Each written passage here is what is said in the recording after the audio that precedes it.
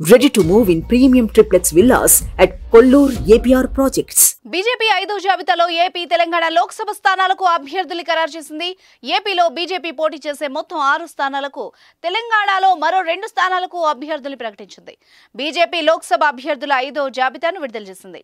ఈ జాబితాలో మొత్తం 111 మంది అభ్యర్థులకు సీట్లు కేటాయించింది.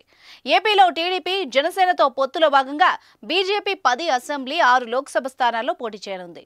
ఈ నేపథ్యంలో 6 ఎంపీ అభ్యర్థుల్ని బీజేపీ 5వ జాబితాలో ప్రకటించింది. అయితే నర్సాపురం టికెట్ ఆశించిన ఎంపీ రఘురామకృష్ణరాజుకు నిరాశ ఎదురైంది. ఆయనకు బీజేపీ టికెట్ నిరాకరించింది. నర్సాపురం టికెట్ను భూపతిరాజ్ శ్రీనివాసవర్మకు కేటాయించింది.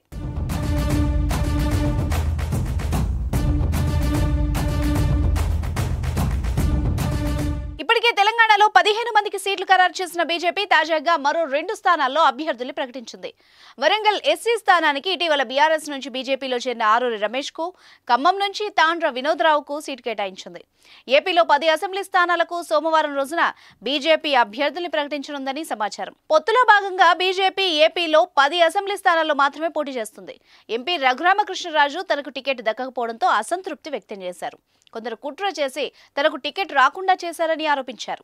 బీజేపీ 5వ జాబితాలో ఆంధ్రప్రదేశ్, తెలంగాణతో పాటు బీహార్, గుజరాత్, గోవా, హిమాచల్ ప్రదేశ్, హర్యానా, జార్ఖండ్, కేరళ, కర్ణాటక, మహారాష్ట్ర, ఒడిశా, మిజోరాం, రాజస్థాన్, సిక్కిం, పశ్చిమ బెంగాల్, ఉత్తరప్రదేశ్ రాష్ట్రాల నుంచి మొత్తం 111 అభ్యర్థుల్ని ఖరారు చేసింది. అరకు నుండి ఎస్టీ కొత్తపల్లి గీత, అనకాపల్లి నుంచి సీఎం రమేష్, రాజమండ్రి నుంచి పురంధరేశ్వరి, నర్సాపురం నుంచి భూపతిరాజు శ్రీనివాసవర్మ, తిరుపతి నుంచి వరప్రసాదరావు, రాజంపేట నుంచి కిరణ్ కుమార్ రెడ్డిలకు టికెట్లు కేటాయించారు.